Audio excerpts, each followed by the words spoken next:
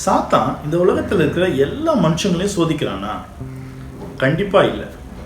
சாத்தானுடைய ஃபோக்கஸ் யார் மேலே இருக்கும் அப்படின்னு பார்த்தீங்கன்னா, யாரெல்லாம் தேவன் விரும்புகிற மாதிரி மனுஷங்களாக இருக்கிறாங்களோ, தேவன் சொல்லியிருக்கிற பாதையில் நடக்க முயற்சி பண்ணுறாங்களோ, அவங்கள தான் சாத்தான் சோதிக்கவும் தொல்லை கொடுக்கவும் தேவனுடைய வழியிலேருந்து அவங்கள விலக வைக்கிறதுக்கு அவன் முயற்சி எடுப்பான்.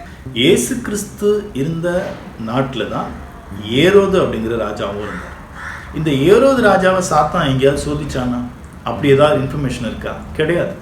ஆனால் இயேசு கிறிஸ்துவை அவன் சோதிக்கிறதுக்கு கூட்டிகிட்டு போய் உலகத்தில் இருந்த அத்தனை வசதிகளையும் மகிமைகளையும் அவருக்கு காட்டி, இதெல்லாம் நான் உங்களுக்கு தரேன், என் காலில் விழுங்க அப்படின்னு சொல்லி அவரை சோதித்தான்.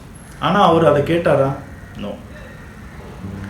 அப்போது சோதனை அப்படிங்கிறது யாருக்கு தான் வரும் அப்படின்னு கேட்டிங்கன்னா, தேவனை உண்மையாக ஃபாலோ பண்ணணும், தேவன் சொல்லியிருக்கிற வழியில் நடக்கணும் விரும்புகிறவங்களுக்கு தான் சோதனை வரும். ஓகே, சாத்தானால் சோதிக்கவே முடியாத ஒரு நபர் யார் தெரியுமா? தேவாதி தேவன். பிகாஸ் சோதிக்கப்படுகிற எந்த ஒரு நபரும் சாத்தானுடைய டைம் லைனுக்கு கீழே வந்தால் தான் அவனால் சோதித்து தேவனுடைய வழியிலேருந்து விலக்க முடியும். ஆனால் தேவன் எல்லாவற்றுக்கும் மேலான ஒரு இடத்துல இருக்கிறதுனால சாத்தானால தேவனை சோதிக்கவோ தேவனை டெஸ்ட் பண்ணவோ முடியாது. ஏன்னா அவர் தான் ஆதியும் அந்தமுமா இருக்கிறார். இப்போ அந்த இடத்துக்கு இயேசு கிறிஸ்துவும் போயிருக்கிறார். எப்படி? இயேசு கிறிஸ்து எப்போ மரித்து 3ஆவது நாள் உயிரோடு எழுந்தாரோ, தேவன் அவரை முதற் பேரானவராக உயிர்ப்பித்ததுனால தேவனுக்கு ஈக்குவலான ஒரு நபராக இயேசு கிறிஸ்து உயர்த்தப்பட்டதுனால இயேசு கிறிஸ்து இப்போ உயர்ந்த தேவனுக்கு ஈக்குவலான ஒரு இடத்துல இருக்கிறார். ஸோ சாத்தானால் தேவனை சோதிக்க முடியாது, இனி இயேசு கிறிஸ்துவையும் அவனால் சோதிக்க முடியாது.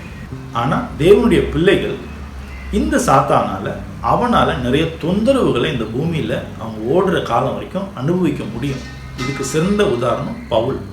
அவர் நிறைய பிரச்சனைகளை மனுஷங்க வழியாகவும் அரசாங்கத்தின் வழியாகவும் சாத்தான் மூலமாகவும் அனுபவித்தார். ஆனால் அது எந்த பிரச்சனையில இருந்தும் அவர் என்ன பண்ணிடலை அப்படின்னு கேட்டிங்கன்னா, தேவன் விட்டு ஒரு விலகி போயிடவே இல்லை.